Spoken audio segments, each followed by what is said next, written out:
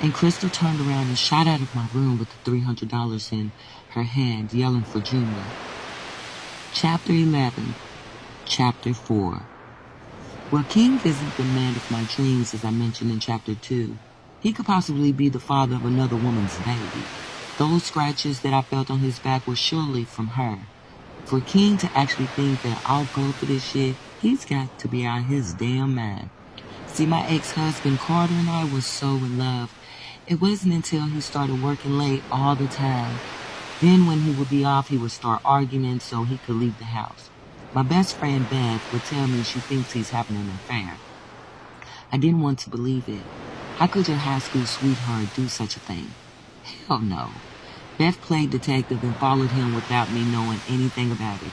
She came to my house as soon as the kids were off to school and laid pictures on my kitchen table. My heart dropped.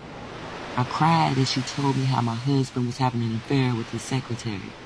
There were pictures of them going out to eat on their lunch breaks at me and his favorite restaurant. There were pictures of them going into a hotel downtown. Their continuous room number was 264. I couldn't force myself to look at any more pictures. I just cried, and Beth held me while saying, "You deserve better." I called my mother-in-law and asked if she could pick up the kids. I waited in the kitchen, sipping on wine, waiting for Carter to get off from work. When he entered through the front door, undoing his blue tie, he called out, "Ann, honey, I'm home. I'm in the kitchen, Carter."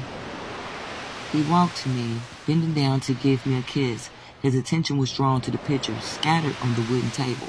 The blood had left his body, and he looked like he'd seen a ghost. "Let me explain. It's not what it looks like," Carter said. "You don't have to explain a damn thing. These pictures speaks for themselves. Your mother has the children. She'll be here to drop them off as soon as you pack up your things and leave. Then you will be the person to explain to your children why you are no longer here," I explained, crying. "And look, we can go to marriage counseling. I can't live without you. I'm sorry," he pleaded with tears in his eyes. "Should have thought about that before you and this thing got together. Oh yeah, tell her your ass is officially on the market. I'm filing for divorce." Carter had thrown 11 years down the drain. I couldn't believe it.